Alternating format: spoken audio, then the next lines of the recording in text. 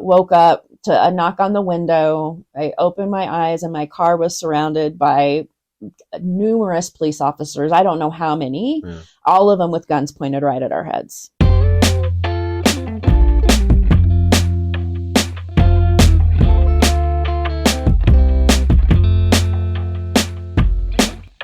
Okay, I'm Ben Boyce. This is the Dr. Junkie Show.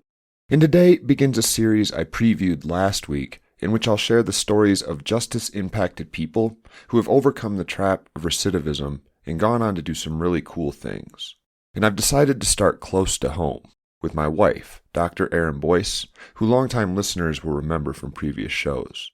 Erin and I go way back in time to trace her path through religious trauma to addiction, crime, and jail. We also talk about meth, heroin, addiction, check fraud, interstate prison transfers, education as a way to find our true selves. And we get into the insanity that was our marriage 20 years ago. Erin and I met for the first time less than 24 hours before we were married, both high on heroin, and with me actively running from the law. So with that tidbit, I give you the other Dr. Boyce. It seems like the best place to start is to take us way, way back to the beginning, early in your life, and just some basic stuff about how were you brought up, what was your life like, particularly knowing that I'm going to steer you through later on when you ran into some problems. Why did you choose the solutions you chose as opposed to any other solution that other kids would have chose? So, well, I was born in Kansas City, Missouri, so more of a city person, I suppose. Loved living in the city. I was raised in a multi-generational household. So I have my mom, my dad, I had a brother and a sister, and then my grandfather also lived with us. My mom was a working mom, so 0 to 11, I was raised primarily by my sister and my grandfather.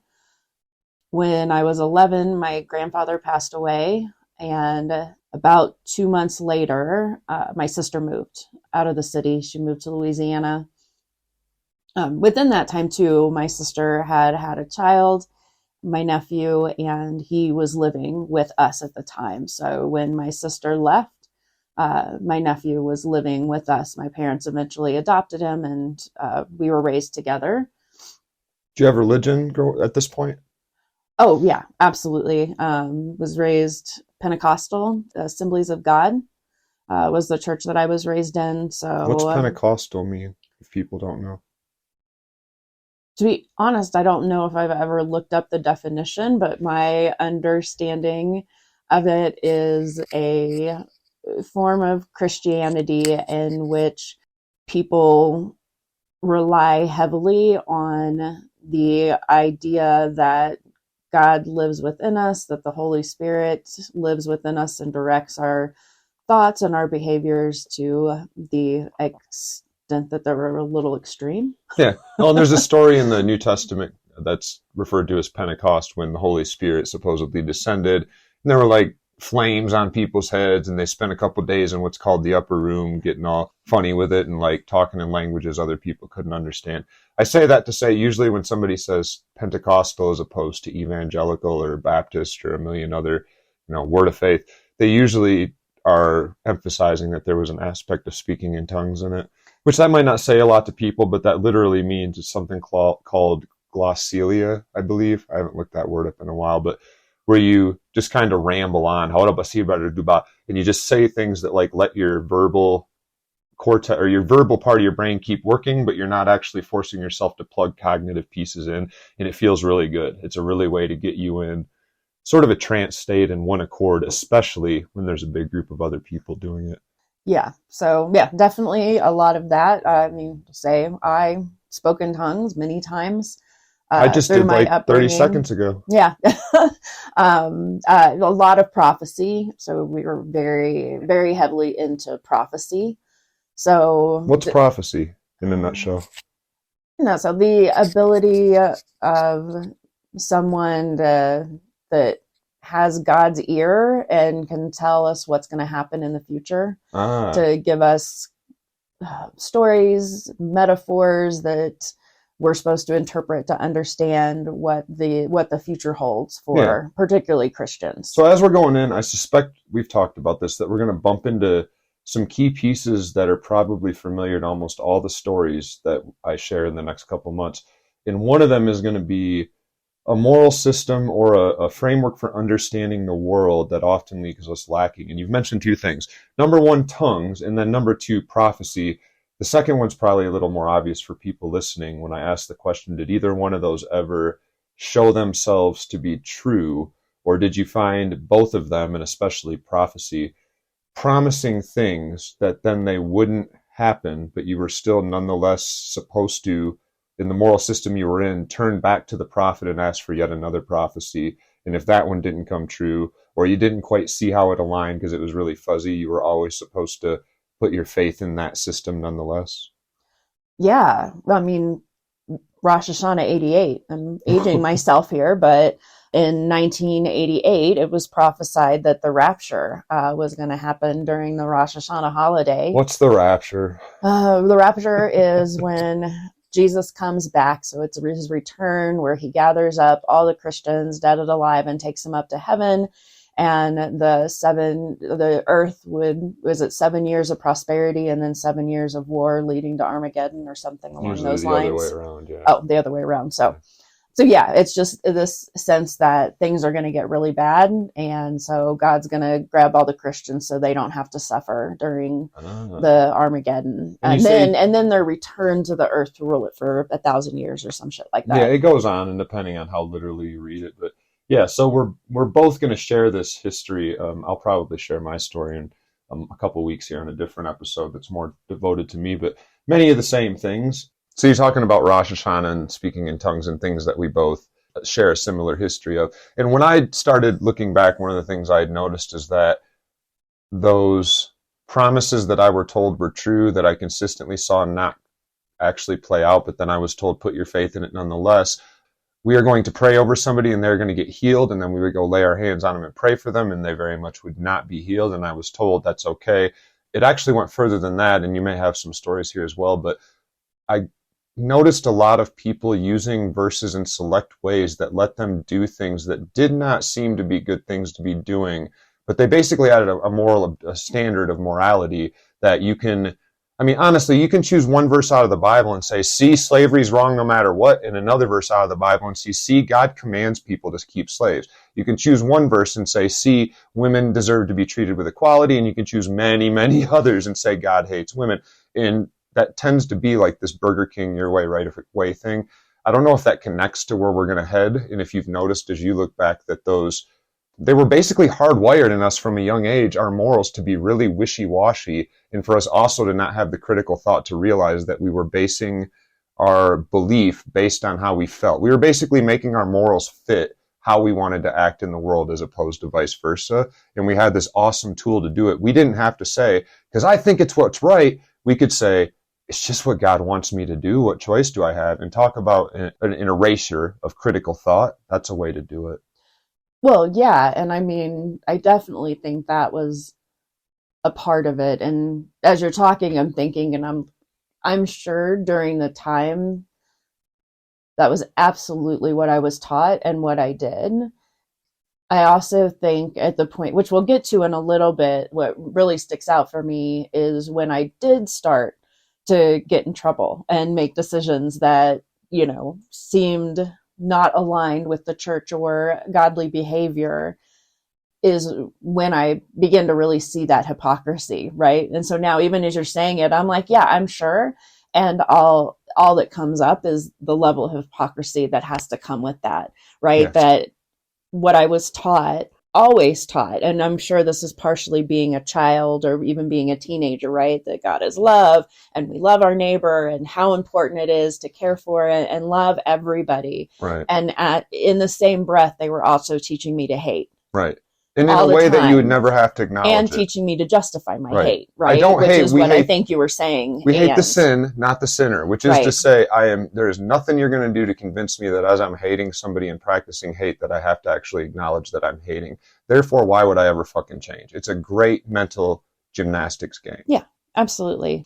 Yeah, I definitely got that. And people in my church and my mom in particular, and really that sense of the gifts of the Spirit. So, I don't know if many of your listeners are familiar, but, Way too within many. that context, there's this idea of the different gifts of the Spirit, right? And the different people are given different gifts.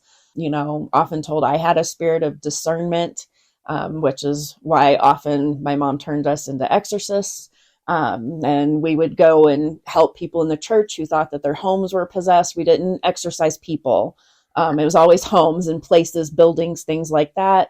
Was told a lot of my life I had the gift of prophecy, not because I would be like, oh, I have a prophecy, but because I would say something and then it would come true. You were clairvoyant. Right? It was like a major coincidence. I think they remember the first time my mom had said, I knew you had a gift of prophecy is when Bill Clinton got elected and was in a very conservative Republican family. My parents were devastated by Clinton's election. And I remember sitting watching the election with my parents, and I looked and I was like, don't worry, he'll be impeached.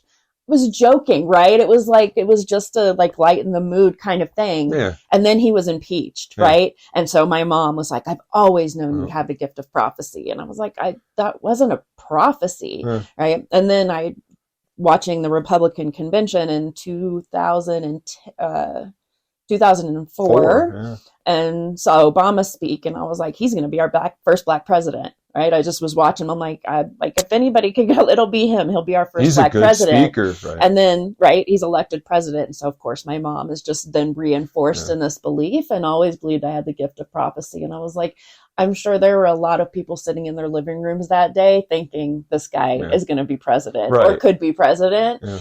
Said it out loud, didn't say it out loud. It's not a gift of prophecy. It's an observation. Except that humans are pattern recognition machines. Finding those things, noticing them is always really easy to do. But more than that, unfortunately, it feels really fucking good to think, maybe I do have a direct line to God. And that incentivize, like everything we're talking about so far isn't to say we were taught shit morals. We were taught relatively good morals. Don't steal, don't hurt people, don't hit people, treat your brother as yourself. Some of them were pulled from the Bible, even though we definitely wouldn't have needed the Bible to get to them. But along the way, we learned this really wishy-washy, unanchored concept of like how we should look at the world. And again, I think as we're already kind of bumping into this, as we're moving forward and hitting early adulthood, we're both suddenly faced with urges, desires, thoughts, situations, friends that we have never, behaviors that we've never encountered before. And when we try to apply our moral framework, well, it has been thoroughly seeped in. Number one, never admit to yourself that it's moral objectivism on a mass scale, and you get to do whatever you want as long as you can map it onto some framework of Christianity that you say goes. Always insist, this is just the way I've always been, and this is what God wants me to do. When you got to that age that you just bumped into and you're like, okay, I started acting up, do you remember whether we start by focusing on drugs or more likely just when you started looking, when you started feeling like, I need to get out of this house and go find who I am and find something fun to do, and the early shades of what would later become trouble or crime or addiction or the things that got you in trouble? Because I think neither of us also knew how to tell the difference between just jacking around with our friends and like doing something that might land you in jail or in big trouble, because again, they both in our mind had fallen into the bucket of God wouldn't want you to do most of that stuff. I feel like it's a combination of a lot of things. I feel like I grew up in this environment where I didn't have much supervision ever at all. Yeah. Right? I mean, youngest kid of basically 4. Youngest kid, 3.5. Youngest kid of 3, and then we got my nephew. And so by the time I was hitting pre-adolescence, he was in the house and was getting the majority of attention. Yeah. And I love my dad, but I think my dad had always wanted a boy. I mean, hence the name Erin. My dad was a sports guy, played sports his whole life, very athletic, and I think he just always wanted a boy. And so when my nephew came along, it was kind of great for him. Well, and men tended naturally, like this might be more of you didn't have the same connection with your feminine role model as your nephew seemed to have with your dad. Yeah. So, and that, I mean, no, it makes perfect sense. I don't think that I ever felt like my dad didn't love me or care. You know what I mean? No, but he couldn't show you how to be a woman. No. And And you your know, mom seems like bless her soul, that's a Christian just thing to say, but she was equipped to show some people how to be a woman, but you seem to always have this view. I'm telling your story for you, sorry, correct me if I'm wrong, but that she didn't really have the tools or the ability to show you how to be a woman the way you would have wanted to be. the way I would have wanted to be. And I think she had my brother and sister really young. And then when they were 2 and 3, her mom passed away. And then 6 months later, she got divorced and she was on her own with these 2 kids. And her dad, my grandfather, was around and took care of her financially. My grandfather was very financially stable. And so she had that support, but he also wasn't necessarily emotionally available to her and was on her own for, I think my brother and sister were 12 and 13 when she finally married my dad. So Mm. for almost a decade, she was on her own. Yeah. Taught my sister a ton, but within that, it was because she had to go to work. So my sister took on a lot of the single parent household. So my Yeah. sister took on a lot in the cooking and cleaning and taking care of my brother and things like that. And then when she married my dad, it was a 2 working family. She didn't want to stop working. And then because that's the way their family had operated, care for me went to other people. Yeah. And so I think when my sister left, my mom just didn't know quite how to or remember how to step into So that role. Before my sister moved out of the state, my nephew had been living with us for a while. So it wasn't like she just dropped him off and moved out of the state and, oh, wow, there's a kid. Like a lot of that was due to the fact that he had a lot of fear around my sister's boyfriend. And so knowing my parents, how I know them now, I guarantee there was a lot of pressure on my sister, like there was on me. Right. Like, you're not taking him. Right. He doesn't want to go with you. He's too scared. Just leave him here and go. And if you're hearing this and thinking, bullshit, I wish my mom would try, this is why we started with the religious piece. We internalized all of this. And when my parents did it at times too. What Erin's saying about her mom, I had similar problems with my dad. I had a really hard time connecting. We're great friends now, but because of that, in addition to the religious stuff and the lack of morality, the loose morality, I also had no real good male role model. And guess what? Culture offered me plenty. Tupac and Kurt Cobain and people that got me in big fucking trouble when I tried to emulate them. Yep. So yeah, and there's that, right? And then the pattern of my mom interacting with me in the same way with my daughter, to the point where it was like, fine, just take her. Right. Like it, the pressure. And I think there's responsibility on all sides, because it wasn't like my mom stepped in and said, let me help you be a parent. My mom said, you're doing it wrong, get out of the way. Right. Yeah. Right. And you start to feel useless and horrible, and I can't do this. And I had no resources. I mean, if I would have taken my kids and left my mom's house, we would have been on the street. And so there is a piece there that's like, what is best for my kids? And it's for them to have a roof over their head and food in their mouth and, things like that. And, there's definitely hindsight in days when I look back like, man, I wish I would have had my shit together and been able to just pack up and go. It might not have mattered. It may not have. They might have run a number on you that had you, even if you had a mansion sitting there that you were like, yeah, but it is dangerous here because I drink a beer every 2 days, right? Like we had a number done on us. We really internalized that everything we were doing was sin, risking eternal damnation. So evil. God hates you even though he loves you. Stuff. Yeah. So my sister left, and so I'm this 11-year-old kid taking care of this 2-year-old kid, no skills in caring for a child or taking care of a home or anything like that. And so there was this assumption, I think, from my parents that I was just going to move into my sister's role. And I became really responsible for him a lot of the time. And, that was hard. It was hard. I didn't know what the fuck I was doing. There's research on this, as you know. Right. That are parentifying and things like that. And so, went through that. But I think, the moment that I started to get a little disillusioned with it all and started to kind of that sense of not giving a fuck, like I'm never going to live up to this expectation. Right. Yes. I'm done fucking trying and trying to be perfect.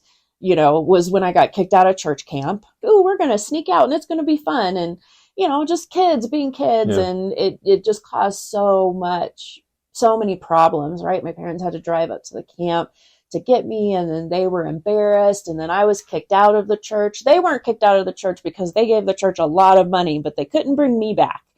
And so there was always that sense, I think, that started to grow in me at that time. Like, you've taught me every day since I was born that our religion says that you love people and you love them even at their worst. And I'm at my worst and you've all turned your back on me and told me I can't even be around you because I'm such a horrible influence on your children. And I was the only one that got kicked out of the church. Let me say, the other 4 girls with me, they all got sent home, but they all got to go back to the church. There was this sense, I did have some of my friends still from the church that I hung out quite a bit with. And because I think they were my church friends, that sense of a lack of supervision continued well into my teenage years. I think it was just my mom avoiding the conflict, but I could tell my mom any story in the world and she believed it. The first time I got drunk, this will give you the context. The very first time I got drunk, I was at a neighbor's house. Her mom was out of town and somebody had got us alcohol. And so we're having this little party, right? Little party. There's probably 25 people there. So Mad Dog 2020, I was so drunk. So we're hanging out, talking, laughing, dancing, drinking, whatever. And my mom shows up, right? She's looking for us, can't find us. Goes walking, sees the party happening. So storms up in the house, grabs me and my friends. I had a friend with me at the time who was staying the night. So we're heading back to the house. We're holding on to each other, holding each other up. We go in the house and straight down to my bedroom and lock ourselves in the bathroom, right? Because we know we're drunk and we don't want to have to talk to her and face her. So so we're like, just get yourselves locked in the bathroom. So she comes, she knocks on the door and what is going on with you two, right? She's upset.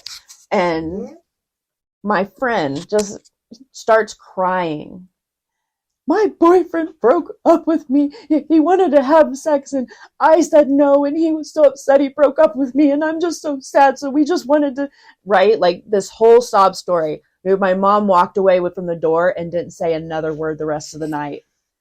Just my friend mentioning the word sex was enough to drive my mom away and not confront what was actually happening, right? To even have a conversation with us at that moment. Like, she knows we're confronting these things in our lives. And it wasn't like, oh, wow, I should sit and talk to my kids. It was like, I can't even, there's nothing else I can say. I'm just going to walk away and ignore them. And that was the kind of freedom I had, that I knew how to manipulate my parents to get away with whatever I wanted. And so it was like living a double life, right? Whereas at home, I was this perfect little Christian angel and doing everything my parents wanted me to do. I was able to get straight A's. I was a good student. So there was never this instant that I was in trouble or things weren't okay. And, they just let me go. I had the freedom to, get out there and explore sex and drugs and all kinds of things without anyone talking to me about it or checking me on it or keeping me accountable. That's the connection I want to make sure we make as we go by, is that, okay, so we start with this moral system that we're told is the most holy, righteous, beautiful, perfect system of morals on the planet. It's the Bible. We learn really young that, holy shit, there's genocide and misogyny, and God drowns every baby on the planet just because he's mad at them at some point, even though he never makes mistakes, but he's mad he made a mistake. And then it ends with this big scene of Jesus coming to earth as God to serve as a sacrifice for himself, to himself, and then come back as a zombie who's eventually going to come back in the clouds, because we all needed a loophole for the system that God created perfectly that then left us all doomed to hell the second we're born. We grow up in this, and all the stuff I just said, that simple description, oh no, this was beautiful and holy and righteous. So we know somewhere deep in our spirits it's bullshit, but we've spent a long time saying, no, it's not. All these other people believe. Dan Dennett would call this belief in belief. Not belief, but you actually believe I should believe. All these other people do. I'll keep trying. Fake it till you make it. It never works. And then we have parents, both of us, in my story, this is a similar thing, that didn't know how to be closely engaged with us, and given their moral guidebook, the Bible, they really don't have tools to legitimately talk to kids about drugs, about sex, even about love, about manhood. What's it mean to be a man? Don't teach that shit out of the Bible or you're going to have an abusive fucking husband. Over and over, this is what we grew up in. So you and I, you reached the age, not you and I, this is about you. You reach the age of 15 to 17 to 18 when things start to go a little awry, and what happens? So I didn't try any drugs or anything till I was about 15. But then at 15, I smoked weed for the first time, and I was like, oh, yeah, this isn't bad. And so I became a pretty regular weed smoker. And that was really it for a really long time. Drank a little bit, but even today, I'm not much of a drinker. Drinking really has never been my thing. DD. Erin's the DD in this relationship. So there was a point in time. So when I was 16 years old, my friend, the same friend that I've kind of been telling stories about, because we lived across the street from each other, been friends since we were in the crib. We're still friends today at almost 50 years old. She and I had snuck out one night, had some friends come and pick us up at like 2 a.m., hopped in the car, we left, came back around 5 a.m. before we knew our parents were going to be up, snuck back up into the house, went to bed, no big deal, right? It's just, we'd done it hundreds of times, not a big deal. We got up that afternoon and my friend ran over to her house to grab something, I don't remember, and ran into her mom. My parents were both working, so I was at home alone. Ran into her mom, and her mom tells her, well, you better just stay here until your dad gets home because he saw you all sneak out last night. So here's a point in time where we've been getting away with everything and we've got caught, and there's a sense of accountability that's coming, right? It's the summer before our senior year of high school. Like, I am not losing my freedom the senior year before my high school. We packed our bags and we ran. We ran away. We lived on the streets for about a month. Sometimes we had friends that we could stay with. We knew people here and there. So we weren't always on the street. The majority of the time was on the street, though, begging for money to be able to eat. I had a pretty decent little side hustle where I would go to department stores and steal clothes and sell them to people on the streets to make money and things like that. Okay, so this is 17, 18? This is 16. Okay. I'm 16 at this point, still trying to somewhat be responsible. Senior year of high school, and it was time to get enrolled in classes, and a friend let us borrow a car to go do that while he was at work. We went and got a 6-pack of beer. And again, this is, in the 90s, folks. It just late or 80s, early 90s. It really wasn't hard to go buy a beer at a liquor store without an ID at that point in time. We had a liquor store. All of us went to. The guy sold us all beer all the time. Didn't seem to be a big deal. That day we ended up getting in a pretty serious car accident. I had been drinking pretty serious. I had been drinking a little. We had both been drinking, ran off the road and hit a couple of trees. The car I was in had to be towed down the road, had to be pulled out by the jaws of life. I was in a coma for 12 days. You finished that thought. They found you in the woods because you had driven off the highway into the woods, and then they couldn't even get you guys out of the car until they hooked a tow truck up and yanked you back out of the woods because you were so immersed. Yeah. So then they had to drag you back to the road in the car. You're laid all in a crooked position, and they had to cut the top of the car off. Yeah, they towed me to a soccer field where they could land because I had to be life flighted. Oh, they didn't want to move anything until, if they cut the lid off and you got something poked in you and it comes out, you could die. Yeah, so they actually pulled me up the street to a soccer field. They landed life flight. Then they got me out of the car and got me directly on life flight to go to the hospital. And I completely, from like right under my eye socket, my jaw, all the way down to my hip, completely crushed the left side of my body. So my ribs, my shoulder, my hand, my jaw. They collapsed my lungs. They had to go in and do a lot of repairs. Like I said, coma for 12 days. I was in the hospital for over 30 days. Took a while to get back strength to be able to walk and move and kind of, do all of those things. And then things were pretty good. I was back at home, back in school, and it was at the end of my senior year, I got pregnant with my first daughter. And so, she came along nine or so months later, was still living with my parents. So after she was born, I was at home for about 3 months, and then things just at home got they were just tense all the time. I love my daughter, but she was kind of like she is today. She would be awake all night and sleep all day. And I was expected to work and do all these things. And, I was sleep deprived. I know now I had postpartum depression, but when my mom would help, it wasn't like, let me come help you. It was, you're messing this up so bad, I don't have a choice. So it was constant criticism, and her constantly just coming, taking the baby out of my arms and like going to another space and completely separating from me. And that started happening. I'm like, fine, I'm going to start going out and living my life. It wasn't like, oh, well, let me do better. It was more like a fuck you then. Yeah. So I left home again.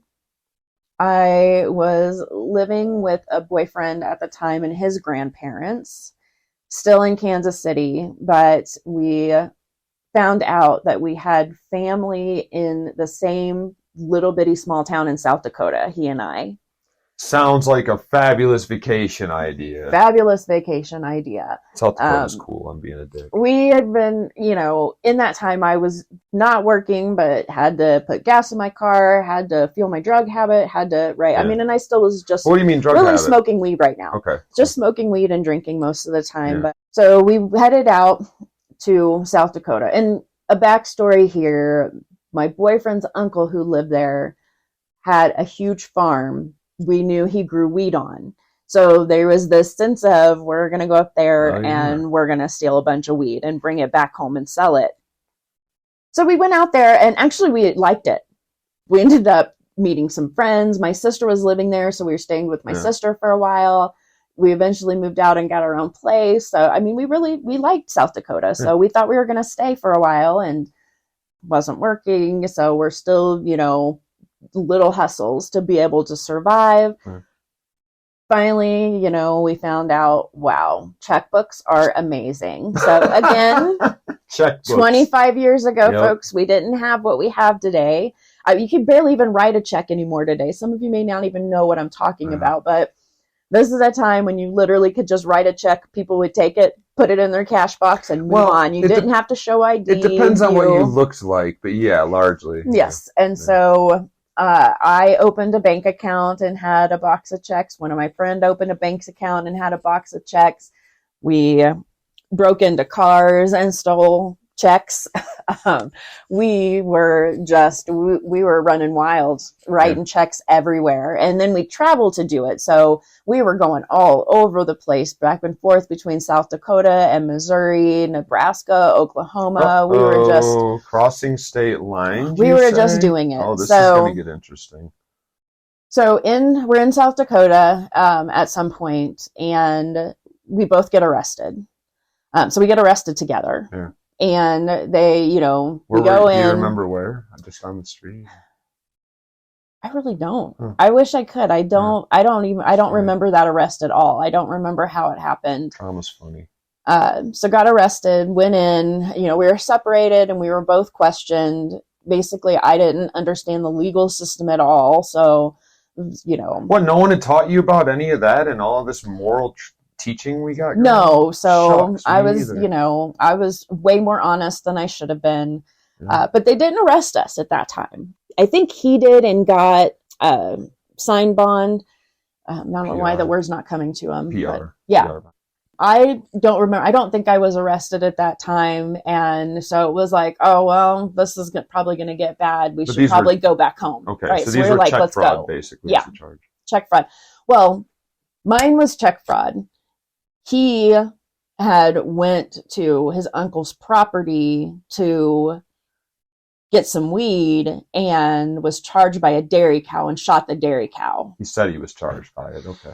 Probably not, but he shot the dairy cow. Worth so much money. With so much money. So we were both facing felony charges, but his was destruction of property. Mine was fraud. But we were both released at that time. Right. And so we immediately hopped in the car and headed back to Missouri. You basically ran from the charges like, oh, I know what I can do. Get out of here. Because again, we had this moral standard that really taught us about accountability and penalties for consequences for actions. And no, it didn't. Yeah. I almost ran once too at the beginning. Like I was going to run to Canada for like a 3-month in jail crime, and I was serious about it. You'll Yeah. never see me again. I mean, I think once they caught us, in my mind, I was like, I was planning on going back. I don't know if I was ever planning on going back, but I told them I was. Like, I wasn't trying to run. I just needed to go home.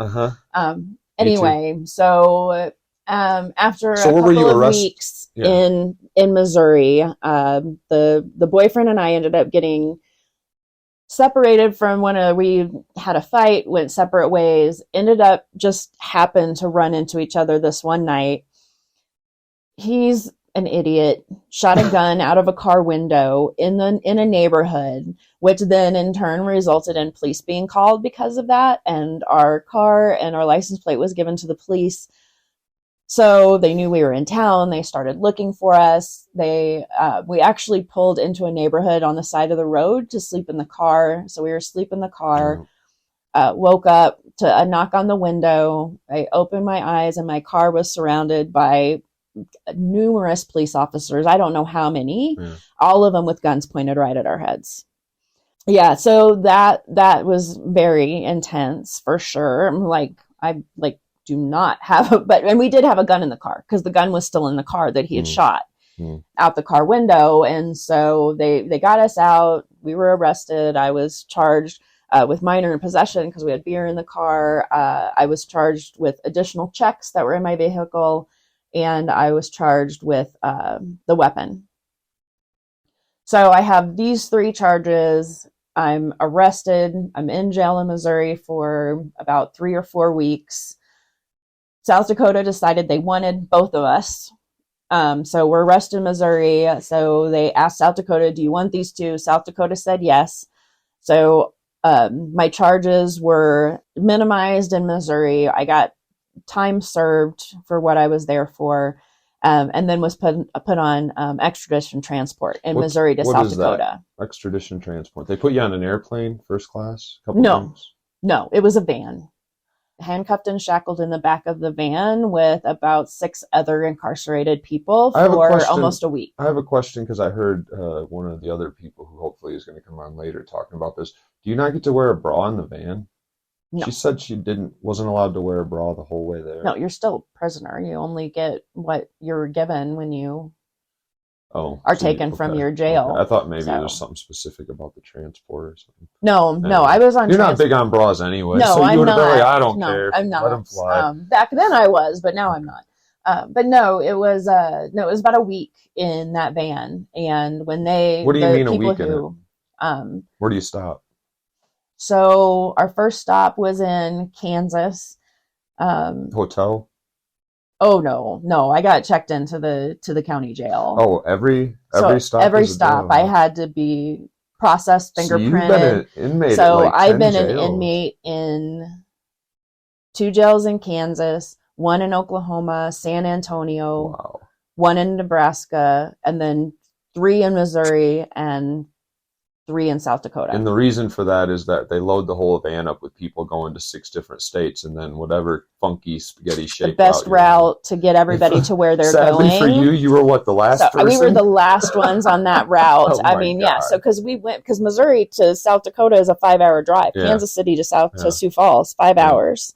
But no, so you're back in South Dakota now. You have a little family there, but most of your family's in Kansas City. What happened with that case? Was it So I pled guilty to that case with a couple of stipulations. One was a suspended imposition of sentence, meaning that once I was released, that I had served the jail time they wanted me to serve, I'd be on probation for, I think it was going to be 2 years. And as long as I didn't get any other trouble in that 2-year period, then the charge comes off my primary record. The white girl deal.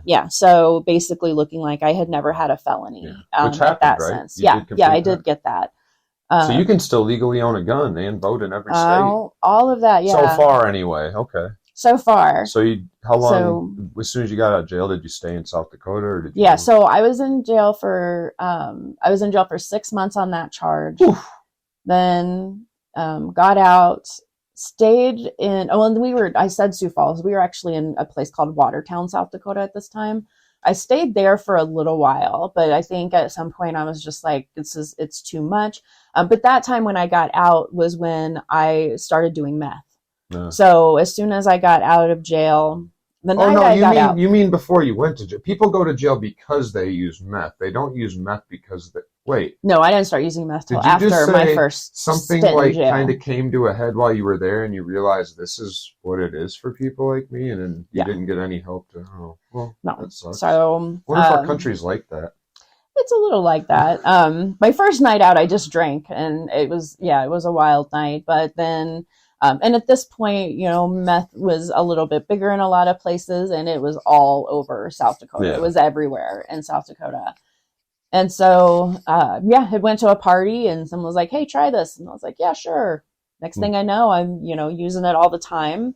And no drug education, like No I drug talk about a education lot. at So all, you don't know and what it is. You don't know what it means to be addicted, how to regulate your tolerance, all that stuff. yeah, and supply could be a little difficult there, and I knew a lot of people in Kansas City. It's Independence, Missouri, right Yeah. next to Kansas City, Yeah. was the meth capital of the world at the time. A Yeah. lot of my friends lived in Independence, spend a lot of time there hanging with folks, so decided, let's see if we can work out some kind of a deal. So I spent probably the next 6 to 9 months supporting my habit by driving back and forth to Kansas City, to Sioux Falls. I'd go get enough that I could fuel my own habit and make enough to make another trip. Yeah. And so that's all. I wasn't getting rich off being a drug dealer. No, I was literally just supporting my own habit and supporting others' habits. Trafficking meth. By trafficking meth across multiple state lines. Yeah. And again, just these dumb risks that we take, not because we're idiots so much as that we're put in a situation where a chemical that could cost 50 cents and come from a doctor is instead $1,000, and we have to go like risk all this stuff to get it. But we're in so much pain, we decide to use it nonetheless. Yeah. So that was my story for quite a while.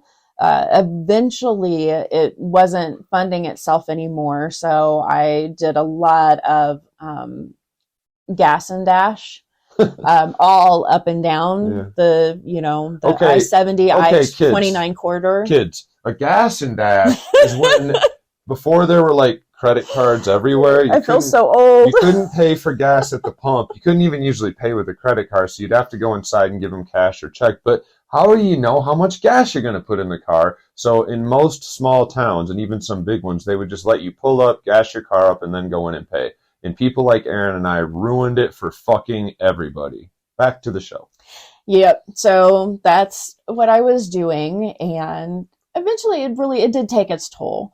I wasn't sleeping. The meth took its toll. I was driving back from Kansas City at one point by myself, and I kept falling asleep at the wheel. I would be dreaming that I was coming up to a stoplight, and I would just slam on my brakes in the middle of the highway.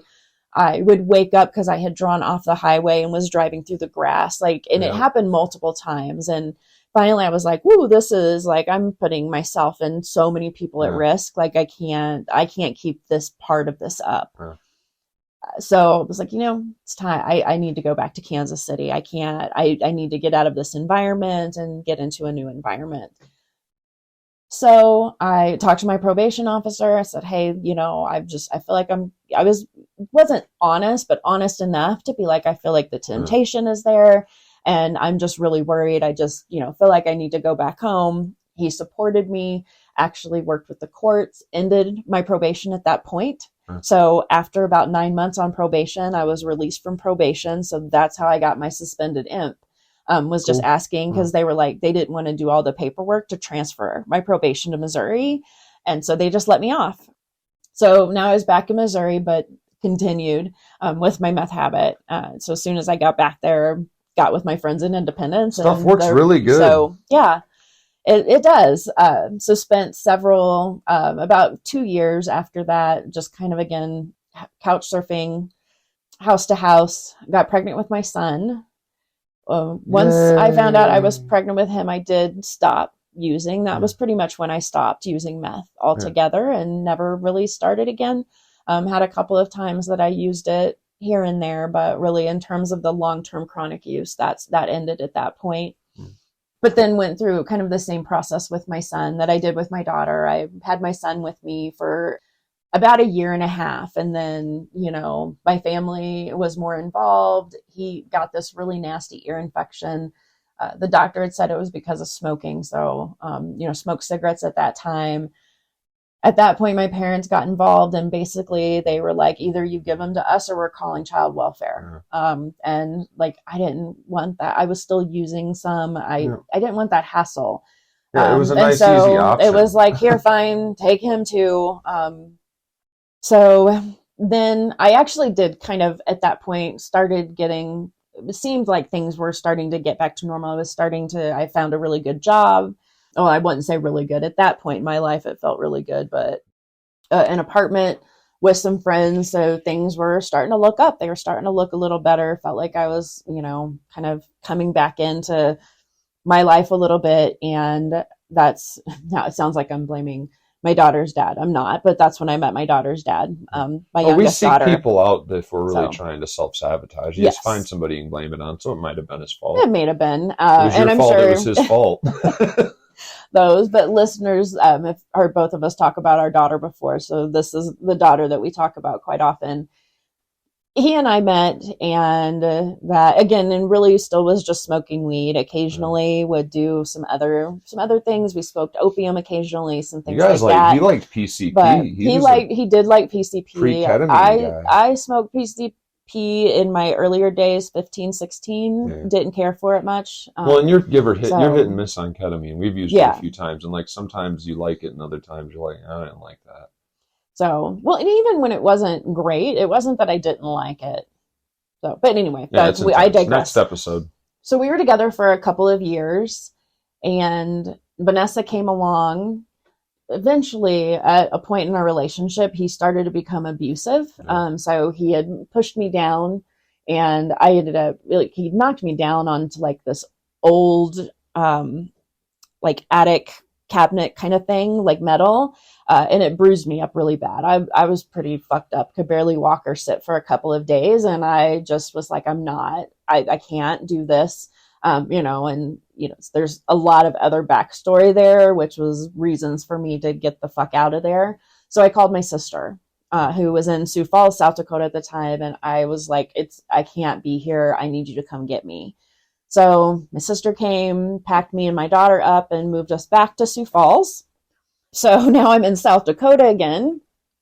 Things aren't bad. Things are going pretty good. I actually went back to school, started to get a degree. I was, looking at possibly putting down some roots in Sioux Falls and just being with my sister, because I knew I had support there. And, she had 3 kids at the time, just a little bit older than Ness. And so, yeah, it felt like it was all, going to work out.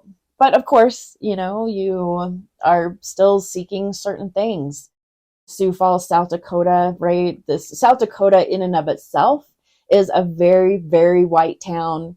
Watertown, South Dakota, where I went to jail the first time, there were 2 black people in the entire town, and that was my brother-in-law and his friend. And yeah, the other friend was in jail for rape. Sioux Falls, a little bit more, it's a town of about 30, 40,000. So, there's maybe 2% black folks. And they did have a lot of African immigrants, because they had the slaughterhouses and things there. And so they had a lot of immigrant workers, that were in the community. But, but that was the community I found myself in. And of course, in a small town like that. And a lot of people didn't like the fact that so many white women loved to hang around black men, and there was scrutiny in that space. So I had a friend who was like, look, I know you're struggling to make ends meet right now. Here's how I can help you. And said, really, I just want you to move a little bit every week. I'll make sure you have enough to smoke. I'll make sure you have groceries in your fridge. So it was a deal, right? Like, yeah, he sends people over. They pick up a bag here or there. Talking about weed? Yeah, just weed. This is just hilarious weed. In 2024. Right?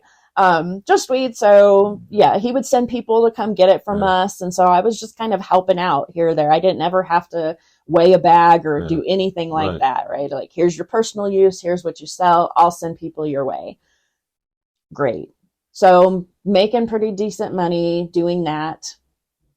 One night he shows up at my house at about 3 a.m., coming from Minneapolis with 3 pounds of weed. I knew something wasn't right. Like talking about, right? Like, I'm not a prophet. I can tell you right now, I'm not a prophet, but yeah, my brain does see patterns in a certain way that give something away, that something isn't right. Something's not okay in terms of what's happening in my world. So he's, can I leave this here tonight and I'll come back and get it tomorrow? And I'm like, black guy, 3 a.m. in Sioux Falls. I get it. You don't want to, yeah, sure, you can leave it here. Yeah. Even though everything in my body was saying no. I was like, yeah, of course you can.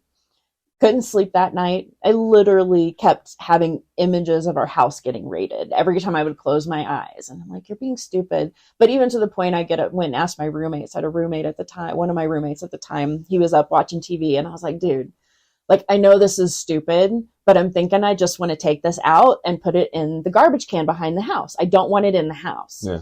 And of course he's like, I hear you, and we can't be responsible for that much weed. We don't have that money, Erin. We can't do that. Yeah. I'm like, but something's not out. He's like, we can't. I'm like, fine. Finally went to sleep, got up the next morning, happened to have to work all day. So took my daughter to my sister's house, which I'm incredibly grateful for. She was not at home. Yeah. Went to the laundromat and did some laundry, came back home. Everything's fine, right? So of course I'm like, you were just being silly. Everything's fine. That was our dog hearing where the story's going. Yeah, right. So took my laundry in, got in the shower, just kind of, like getting ready for the day. And the next thing I know, my bathroom door is being kicked open and my bathroom's full of police officers and I am naked in the bathtub. They tell me to get out. I'm like, okay, can you hand me a towel? They gave me a towel, would not let me get dressed, made me sit in my living room for 3 hours while they searched my home in nothing but a towel with multiple men moving in and out of the house, multiple people asking me questions. Yeah, it was a horrible experience. They did have a search warrant. They showed me the search warrant. They arrested all of us. They finally did let me go get dressed after they had searched the entire house. So I did get to get dressed before I went to jail, thank goodness. So the 3 of us ended up arrested and all 3 of us charged with 3 pounds. And then several paraphernalia charges because my you remember those little pinchy scales we used to have? Yes. Everything was paraphernalia to the cops back then. But my pinchy scale was in the same drawer as my sandwich bags. So they actually confiscated sandwich bags, Ziploc sandwich bags, and charged me with paraphernalia because they were sitting next to my pinchy scale. Rad. They took my phone and took all of my, like at that point, again, no cell phone. So it was a house phone, but with all of my messages, all of my caller ID, all of those stuff. They took everything. Went to jail. The next day when I got some information and finally got to see my sister, I don't know if it was the next day or the day after, but saw my sister and told my sister, like, go to my house and get these things, right? Like, these are the things I just need you to get. And then whatever else you want from there, because this looks bad. Plus Vanessa's stuff was there. I'm like, go get Vanessa's toys and clothes, just go pack shit up. Oh, and I said, and grab the search warrant off the TV because they said we're going to leave the search warrant in the house. The search warrant wasn't there when she went back. She couldn't find the search warrant anywhere. So they didn't leave a copy of it. And she found a fucking quarter bag of weed in a pillowcase. So it was almost like they knew what they were looking for. They found the 3 pounds and they didn't look anymore. So I told my sister, I'm like, take that weed and sell it so you can put the money on my books so you don't have to, come out of any money to put on my books. Quarter ounce was that $5 back then? It was like 25. Yeah, so it wasn't that much, but it was a little something at least to get me started. She took my daughter, which I'm forever grateful for her, just bringing my daughter into her home and raising her for me while I was in there. So that was like July 6th. I only remember because it was 4th of July and we had this huge, it was like this great 4th of July holiday. And then all of a sudden, bam, jail. And so basically nobody could afford to bail me out or would bail me out, I should say. They probably could have, but nobody was going to bail me out. So I had to wait for trial. So I was in there awaiting trial. I had a amazing court appointed attorney. People don't usually get this lucky. And I also realized what I look like. I'm a young white girl being taken advantage of by all these drug dealing black men, right? Like she saw me in a very specific way and not as guilty for what had happened as I probably should have been seen guilty for. But she went to work. I mean, that's, the best way to put it. She basically, when she found out that the search warrant hadn't been left at the house, she went detectiving to figure out why that was, got a copy of the search warrant. There were definitely some issues with the signature on the search warrant. It looked like it had actually been signed the day after my house had been raided. That's nice. And then the second piece is she found this really obscure 1950s case law from the Supreme Court that doesn't allow something about not allowing police officers to get public records, like public utility records, and use those as evidence in a search warrant. But most of their evidence came from obtaining public utility records. So there was that one piece. And the second piece is that they reported having multiple cars in front of my house. They showed a bunch of pictures of all these cars in front of my house with multiple different license plates.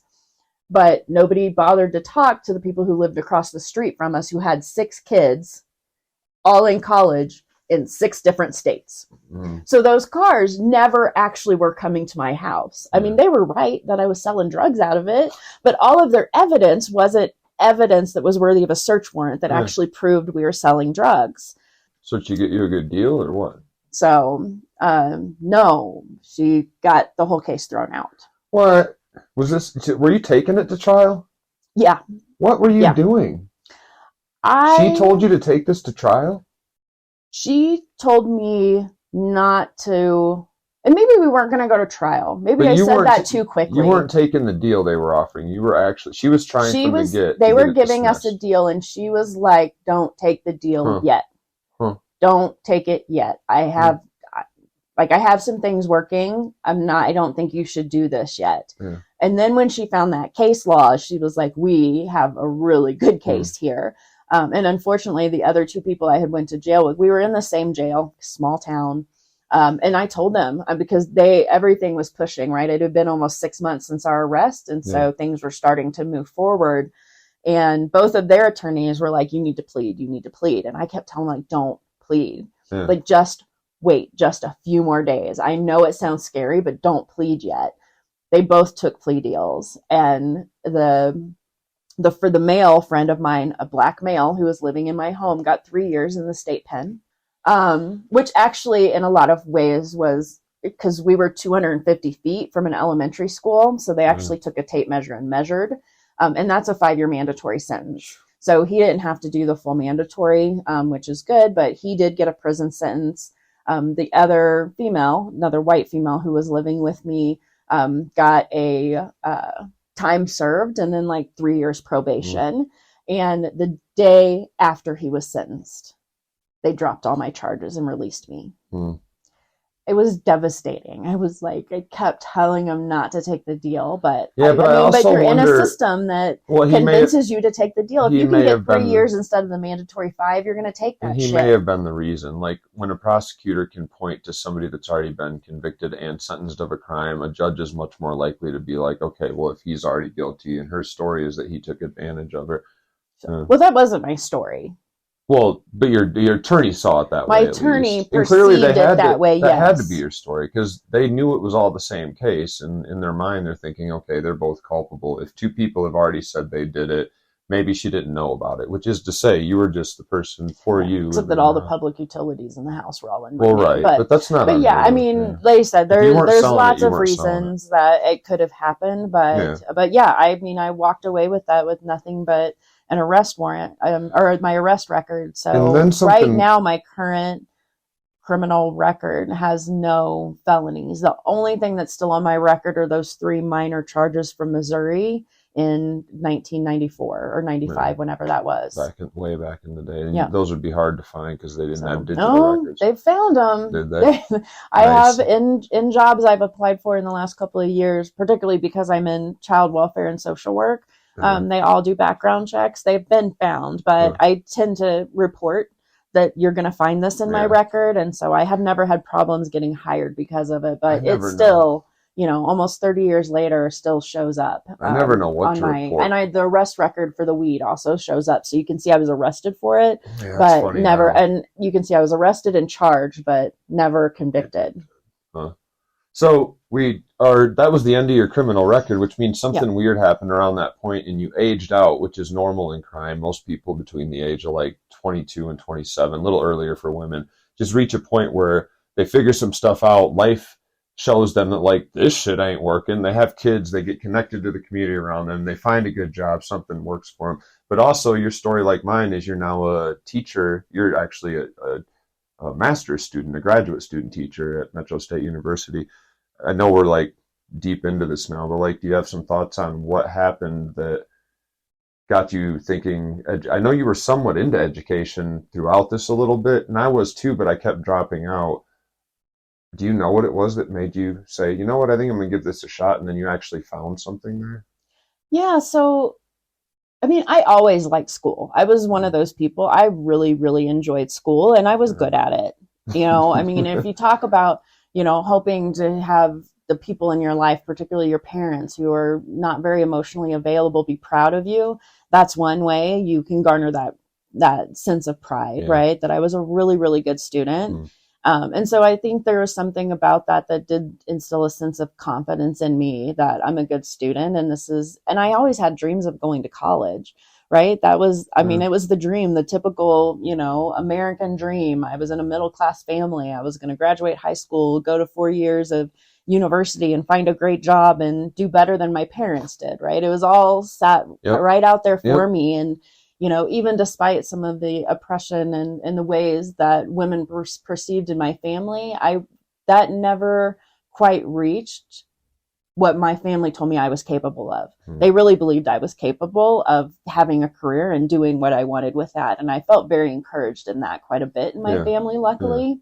Well, and you're saying this key piece that a lot of people haven't discovered, and a very few people probably don't experience it, at least not naturally, but that it felt good. Yeah. Like, even if you're really good at something, it doesn't mean when you do it. I'm really good at sweeping the floor. I'm so good. Sometimes people are like, man, you really did a good job. I don't give a shit. I don't want to sweep the floor as a professional thing or something I do all the time. But you happen to also, does it have anything to do with the field you're in? Because it feels like both of us also found ourselves drawn to fields where we can give back, which is kind of like where both of our stories end, at least for the time, is we find ourselves oddly back in the communities we came from. Yeah, I think eventually, absolutely. And so once kind of that part of my life wrapped up and I was out, I went back to Missouri again. At this point, I moved back in with my parents, right? So it wasn't like move back and try to make it on your own. It was like use the resources available to you. And it was nice to be in a house with my kids and, be with my kid, all three of my kids together and being able to get to know each other and start to build relationships. And, my parents they were difficult for sure, but they welcomed me back in. And then it was like, okay, we're going to help you, but like, what are you going to do with your life, And it was, so I got a pretty decent job, but it was only part-time. But it paid decently that I could work part-time and go to school. So that was kind of the deal there. Like, I'm going to go back to school. And you were already in school when we met, right? Yeah. When we met, I had been in. How do we even add that to the story? Because we're like an hour and 15 minutes into a story that you haven't even met me yet. And right now you just are reuniting with your kids and trying to get re-involved in their life. We've already told listeners that at this point, your criminal record drops off a cliff. You're done. So it isn't like you're going to end up back in jail or prison. And you've had this tremendous journey, but we never really finished the religion and the morality part. And that might be the problem. You now find yourself back in this spot where you were trained how to be religious, spiritual, moral, a good mom. And all of those things are largely cognitively dissonant, conflicting with you on a daily basis. And my mom, who is a Pentecostal evangelical, believes that God probably along the terms of prophecy, like we were saying earlier, will speak directly to her, give her indications. Tells you, I got this son in Michigan. He just got out of prison 5 minutes ago.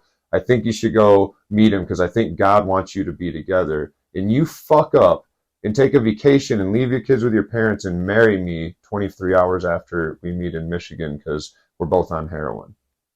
And like, how is that going to be the end of the podcast? Because it feels like, well, now we got to tell that whole story at some point. But there is another story, and maybe it's a part 2 down the road. I think so. 2 things in that. Kind of the first question you asked me about finding my current path and what I'm doing. Yeah. And yeah, that piece, right? So being back in my parents' house, there was conflict between me and my mom constantly.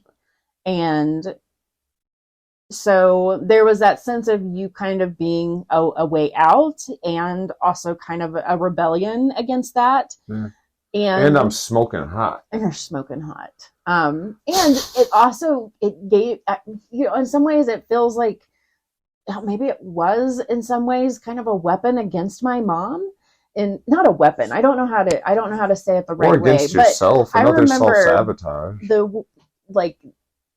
The only time I was ever able to shut her down around our marriage is we're standing in the kitchen at one point, and this was after we were married, and I came home and told her we were married, and it was just like, what is wrong with you? What were you thinking? Yeah. I can't believe you would do the whole 9 yards. Right? I was, by the way, back in jail at this point. So she was telling her, like, you married a guy that just got out of prison and already got rearrested again, and he's going back for 90 days. Yeah.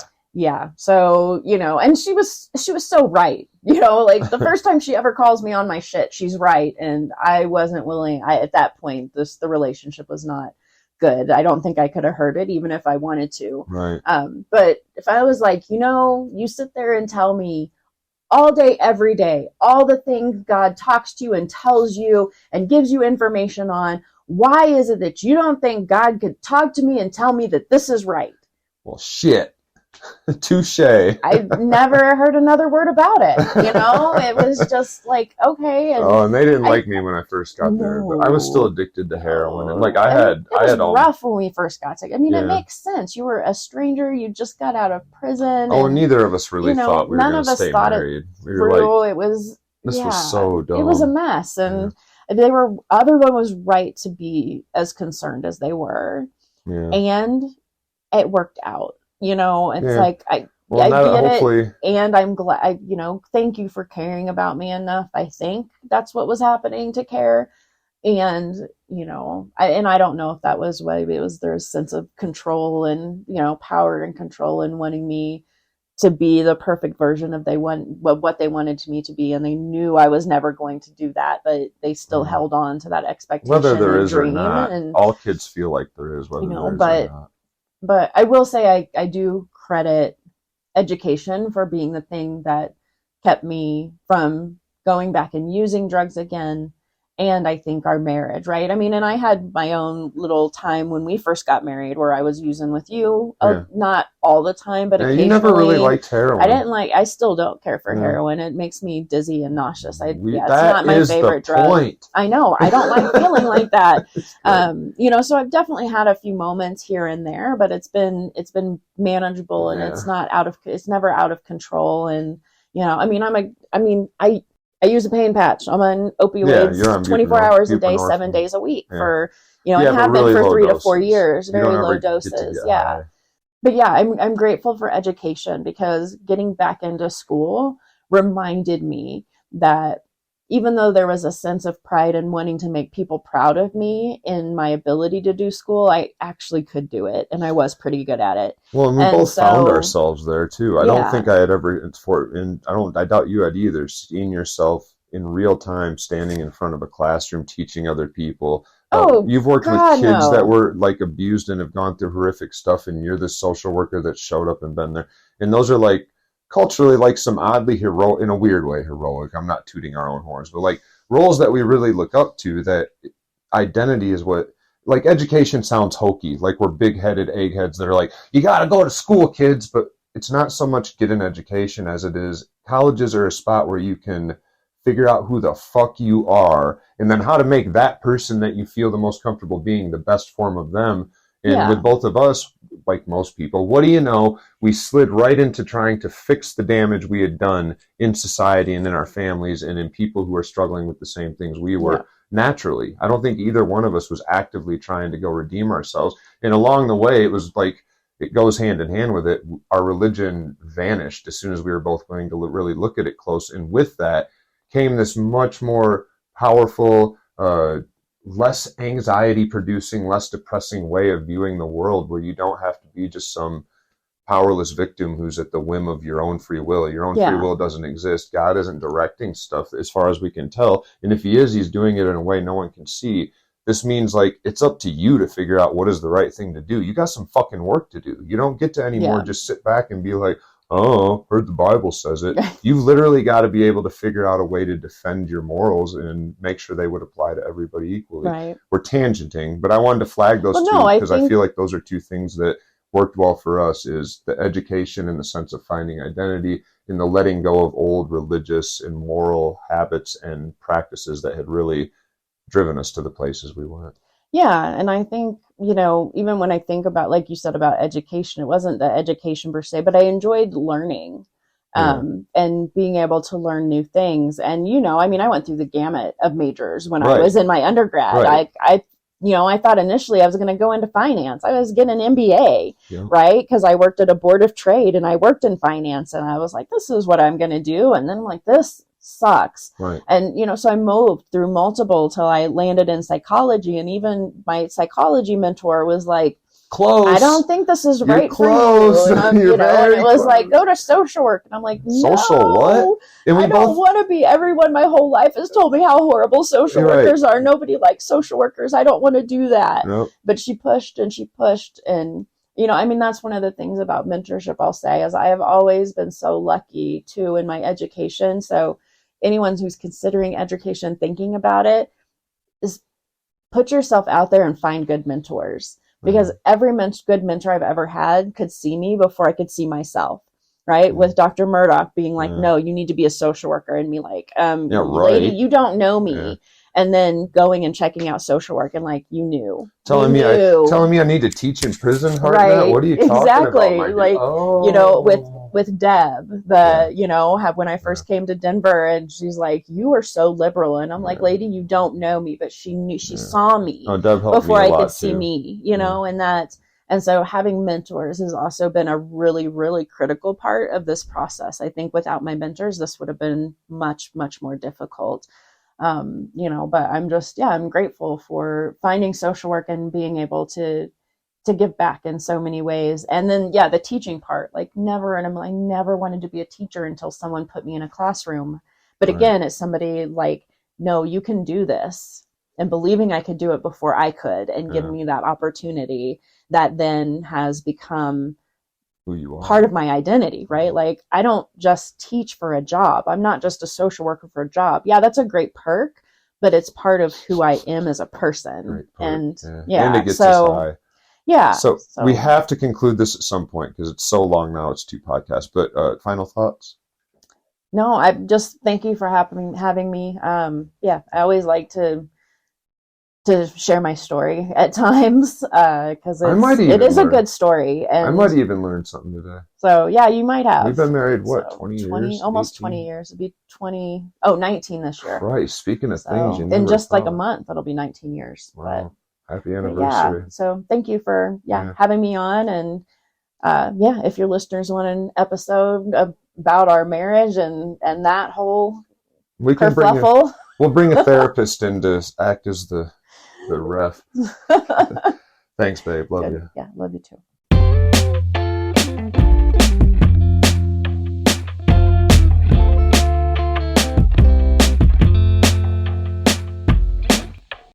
You've never verbalized this, but it seems like... Yeah, I'm in therapy now.